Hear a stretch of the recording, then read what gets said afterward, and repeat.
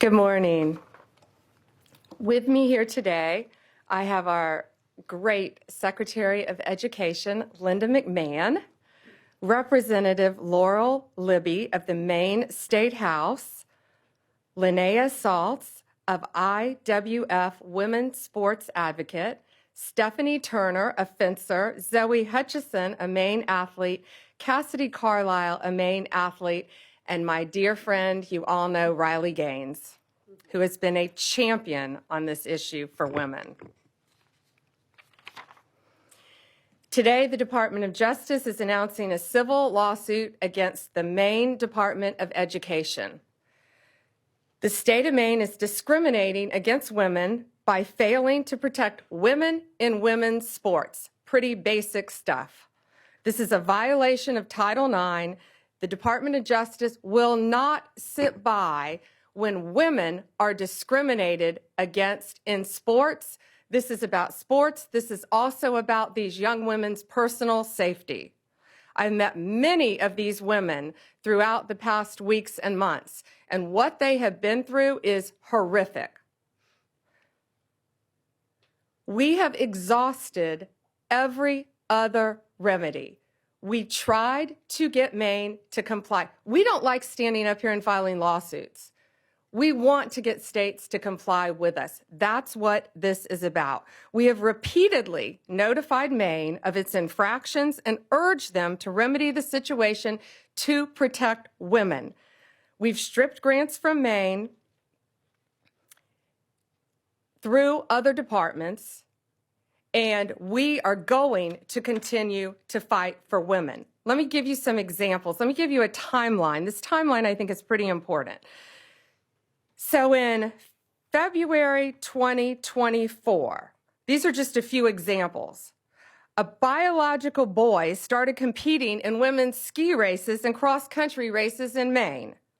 He came in first in the 5K with a time that would have been 43rd among men.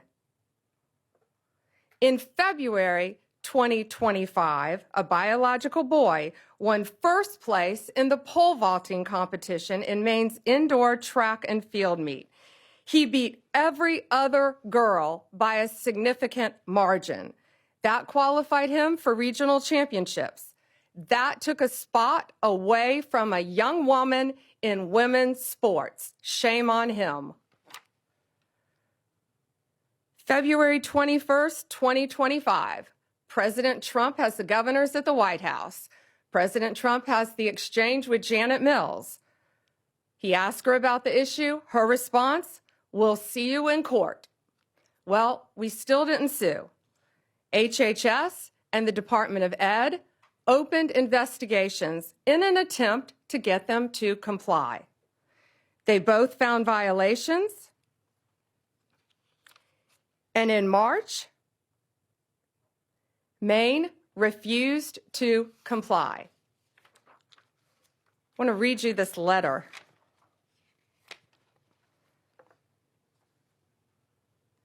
This is from the Maine Attorney General to the Department of Education. We will not sign the resolution agreement. We do not have revisions or a counterproposal. We agree we are at an impasse. Nothing in Title IX or its implementing regulations prohibits schools from allowing transgender girls and women to participate on girls' and women's sports teams. Well, they must not be reading the same Title IX that we're reading. We believe they are failing to protect women, and it's not only an issue in sports. It is a public safety issue.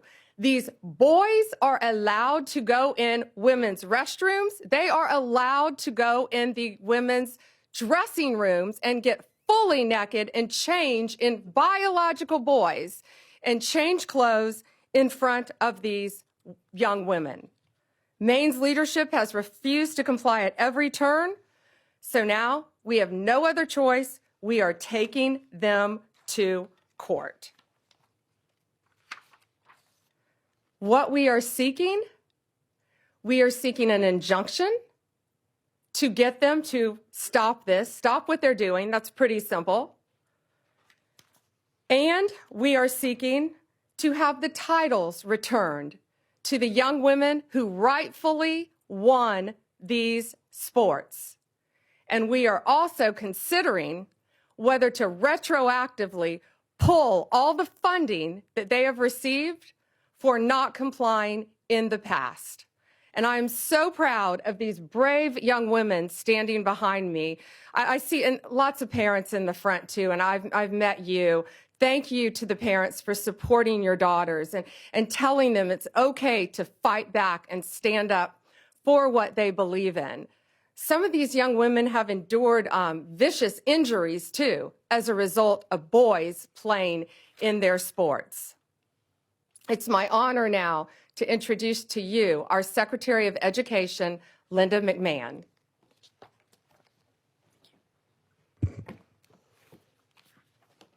Good morning, everyone. I don't think our case could have been stated any better than it was just presented by our Attorney General Pam Bondi. And I thank you very much for your participation this morning, and I will echo Attorney General's comments about how brave these women are, these young women. And of course, Riley Gaines has been a staunch advocate for the Title IX infractions, since she came on board, and we're so proud to have Riley out there as such a prominent spokesperson. So today we're announcing a weighty development in the Title IX investigation into the Maine Department of Education.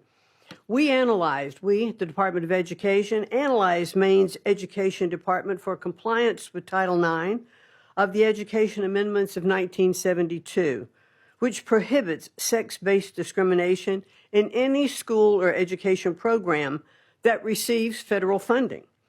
Unfortunately, our investigation has found that Maine continues to willfully violate Title IX and to strip the civil rights of female athletes in the state. And as Pam alluded as well, it's not just about their civil rights, it's about their safety. And we, after our investigation, we found we really had no other choice. We thought the infractions warranted turning them over to the Justice Department for their further investigation. So how do we get here? On February 5th, President Trump signed the executive order keeping men out of women's sports, which directed all states and educational programs receiving federal funds to cease the practice of allowing males to compete in sports programs for women. They didn't make this up. This is the law. This is Title IX. This executive order was aimed at protecting women like fencer Stephanie Turner or volleyball player Peyton McNabb from being injured and unfairly outmatched by male athletes. President Trump didn't pull any punches. He explicitly warned Maine and Governor Janet Mills that Maine would risk losing federal funding if it continued to allow males to participate in women's sports. Governor Mills chose to openly flout Title IX compliance, telling President Trump, and I'll repeat what the general said, "We'll see you in court," and obviously we are going to. That same day, our Office for Civil Rights opened an investigation into the Maine Department of Education and Maine School Administrative District Number 51 for permitting males and girls sports and denying female-only intimate facilities. The department's investigation confirmed Maine's Title IX violations, and we offered Maine leaders multiple opportunities to change their policy and to protect women in sports, and they have refused. So now as the DOJ begins their enforcement actions, I hope Governor Mills will recognize that her political feud with the president will deprive the students in her state of much more than the right to fair sporting events. After all, compliance with federal civil rights law is a universal prerequisite for receiving federal funding. The Trump administration could not be any clearer to all states, sports leagues, and educational institutions. We take the violations of women's civil rights very seriously. I have 3 granddaughters, and I want to make sure that they are treated fairly and that they aren't exposed, in dressing rooms. We want We want to make sure that if you open women's sports or intimate facilities to males, you expose yourself to federal civil rights investigations. Governor Mills will definitely get her wish. We thank you all for being here this morning. Look forward to seeing you later. Thank you, Secretary. I'd now like to introduce to you State Rep Laurel Libby from Maine, who has been a champion for these young women in the state of Maine. And thank you, Representative. Thank you, Attorney General Bondi. It's unfortunate that we have to be here today because Governor Mills and legislative Democrats, along with the Maine Principals Association, continue to persist in discriminating against Maine women and girls. They are out of alignment with 2/3 of Mainers who believe that biological males have no place in girls' sports. Earlier this week, MSAD 70 School Board voted unanimously to align with Title IX. They're in alignment with 2/3 of my fellow Mainers. And I would encourage other school boards throughout Maine, I would exhort you to speak up for Maine girls similarly and vote to align with Title IX. I thank you to the Trump administration and AG Bondi for taking action on behalf of our girls and helping to ensure a safe, fair, and level playing field in Maine. Thank you. You know, President Trump, before he was elected, this has been a huge issue for him. Pretty simple. Girls play in girls' sports, boys play in boys' sports. Men play in men's sports, women play in women's sports. And he got to know a great young woman during that time named Riley Gaines. And we are all so proud and honored to have her here with us. Riley has been a champion nationally for this issue. Riley, please join us. Thank you. Well, goodness gracious, it's an honor to be here, to stand beside, of course, Secretary McMahon, Attorney General Bondi, these amazingly brave athletes, Representative Libby. But truthfully, I'm frustrated. I'm frustrated that we have to be here, that we as women have to stand before you all on national television demanding equal opportunities, demanding privacy in areas of undressing, demanding safety in our sports. Amazing to me that we are still here fighting this fight, that the Democratic Party has really doubled down, tripled down, quadrupled down on their ridiculous stance, but that's exactly what they've done. Let me tell you what sports has done in my life. Of course, in terms of athletic achievement, I very proudly finished my career as a 12-time NCAA All-American, a 5-time SEC champion, actually the SEC record holder in the 200 butterfly, making me one of the fastest Americans of all time. A 2-time Olympic trial qualifier, SEC Scholar Athlete of the Year, SEC Community Service Leader of the Year. The list goes on, but again, just to really reiterate, it's a lifelong journey. It's how I met my husband. It's what gave me my lifelong friends. It taught me how to be a leader. It taught me how to set goals and work to achieve those goals. All things that, of course, I'm utilizing in my life now beyond sports, that leadership in Maine, Governor Mills, Democratic leadership really across the nation, that's what they're denying girls and women of. I'm sure you guys saw the clips and the visuals that surfaced following President Trump's executive order signing of this EO, barring men from participating in women's sports within any educational program that receives federal funding. And it was the most amazing thing to be there. And you have all of these young girls. I'm talking 5, 6, 7, 8 years old. They've got their jerseys on, their sports uniforms, their big bows in their hair that they wear on the soccer field. That visual means more to me than I could possibly put into words. And that is what is at stake here. That is who Governor Mills is fighting, not Donald Trump. It's those little girls. And I believe that's sick. It's regressive is what it is. They do this under the guise of progress, indicating we are moving in the positive forward direction. No, what Governor Mills is doing, and again, Democratic governors across the nation, is deeply regressive and utterly misogynistic. Over the past 3 years, I've had the opportunity to speak to countless girls in Maine and again across the country, countless parents, coaches who all virtually say the same thing. Why wouldn't anyone protect my athlete? Why wouldn't anyone protect my daughter? Why wouldn't anyone protect me? I've talked to girls who have lost roster spots, of course, podium finishes. I've talked to girls who have been exploited and simultaneously exposed to naked men in intimate areas of undressing. I've talked to girls who have been severely injured in their sports due to a male player on the opposing team. For crying out loud, we have a female representative from Maine, Laura Libby, you just heard from her. She didn't tell you what happened to her. She lost her ability to vote and to speak on the House floor for defending girls and women, for posting about what was happening in Maine. No, this type of oppression didn't happen in Afghanistan. No, this type of censorship didn't happen in England. It happened right here in America under Democratic leadership. Again, this isn't progress. I would describe this as betrayal.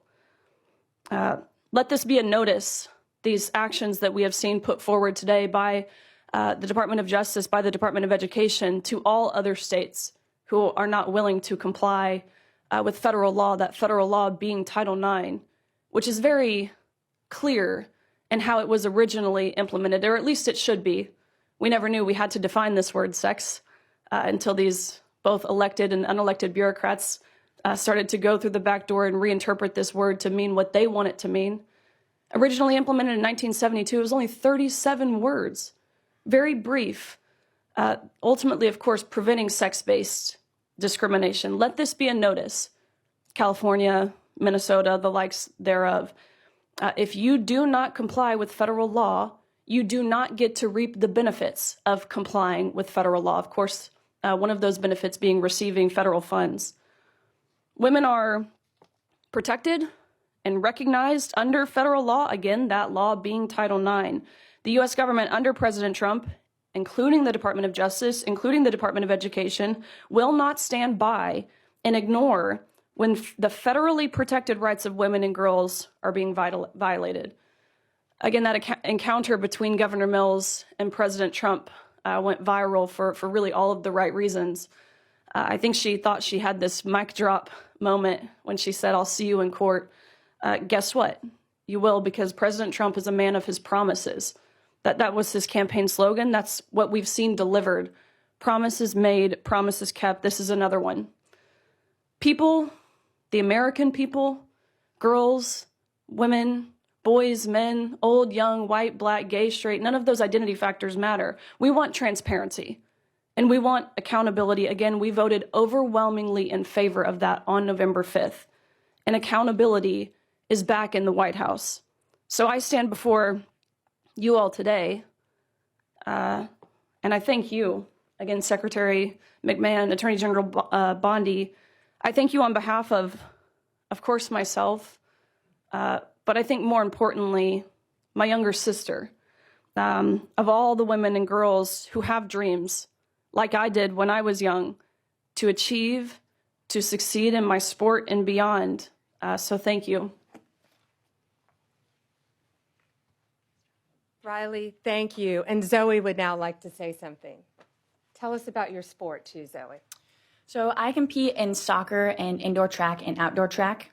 And like was mentioned previously today, I had to watch at the Maine Class B State Indoor Track Championship as my close friend and my teammate and other female competitors lost the state championship to a biological male. And this was heartbreaking for me to have to watch. And Riley said that it's betrayal, and that's what it is. It is the job of our elected officials to protect our young female athletes, and they have failed to do that. We walk into sports expecting to have a level playing field, and to walk into the state championship to see a biological male there and to lose to a biological male, that's betrayal. And so I am extremely grateful to AG Bondi for standing up for us when our elected officials aren't doing that. And on behalf of the girl athletes in Maine, I just want to say thank you all, and I look forward to having a level playing field back after this fight. So thank you. And Cassidy wants to say a few words. My first experience was when I was 13 years old. I was going to change for gym, and I walked into the locker room and there was a biological male there. From that point on, my junior year, I competed in Nordic skiing and lost to a biological male numerous of times. I am fighting this fight for generations to come. And the fact that our governor can look the women of our state in the eyes and say, I'm not going to fight for you, is heartbreaking, and it's betrayal, like Riley said. I just want to thank all these women standing behind me and President Trump for fighting for us, because even though my own governor isn't fighting for me, I know there are people out there fighting for me. Thank you, Cassidy. It takes a lot for these young women to be standing up here saying this too. And again, I'm looking at their amazing parents in the front row who have supported them, who I've gotten to know, who are protecting them every step of the way and telling them that they have a voice to stand up for themselves and future generations of young women to come and many athletes. Gates, should we take some questions? Yeah, absolutely. Questions? Mary Margaret, Daily Wire. Thank you, Attorney General Bondi. I wanted to ask if there's other states that you're focused on. Which ones are next for these types of abuses, including men and women's prisons? Well, first we're looking at, for this, we're looking at Minnesota. We're looking at California. We're looking at many, many states, but they are the top two that should be on notice because we've been communicating with them.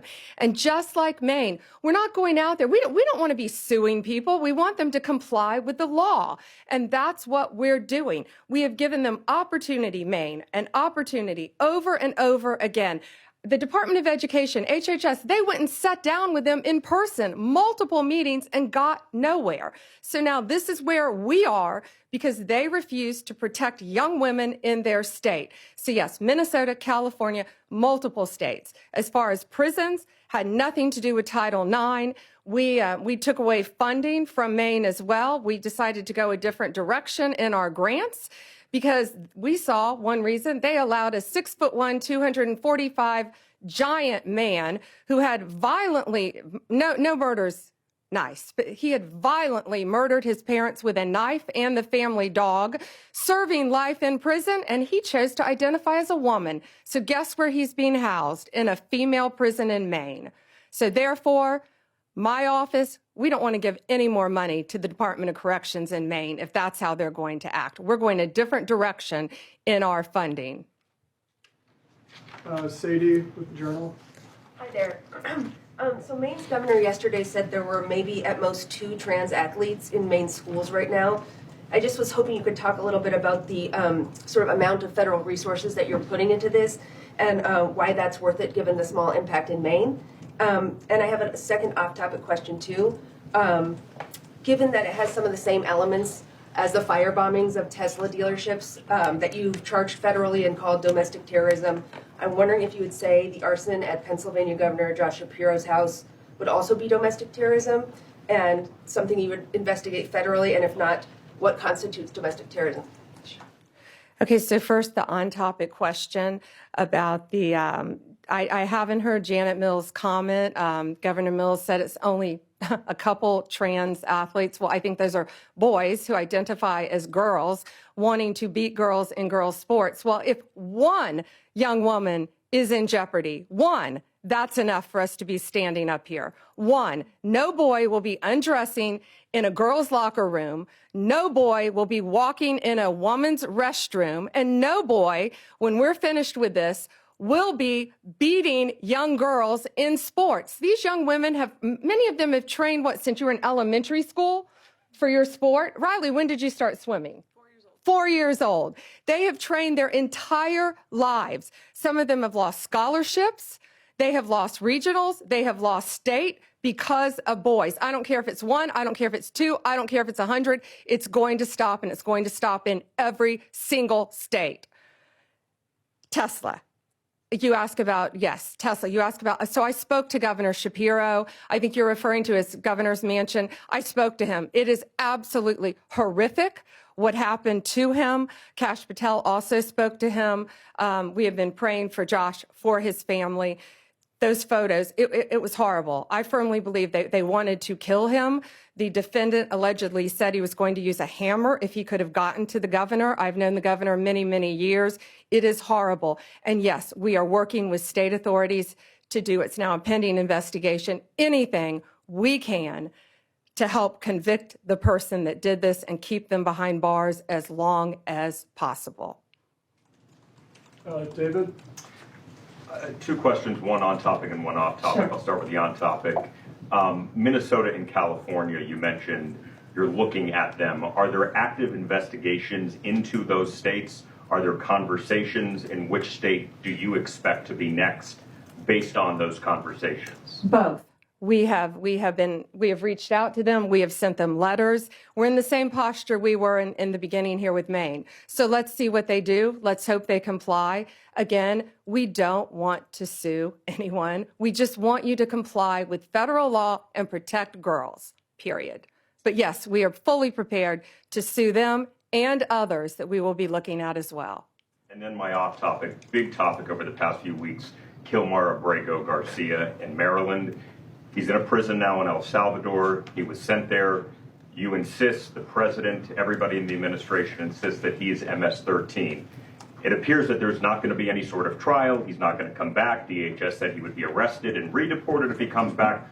Why not show the American people the evidence that he's MS-13 so they can make an informed decision? And that goes the same with this Henry Josue Santos, who was picked up in Virginia, who is now presumably going to be deported as well. Why not show the public the evidence?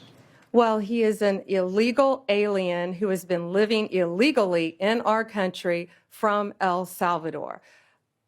ICE testified, an immigration judge ruled he was a member of MS-13, an appellate judge ruled he was a member of MS-13. Hard stop. He should not be in our country. He was deported. They needed one additional step in paperwork, but now MS-13 is characterized as they should be, as an FTO, as a foreign terrorist organization. So he is not coming back to our country.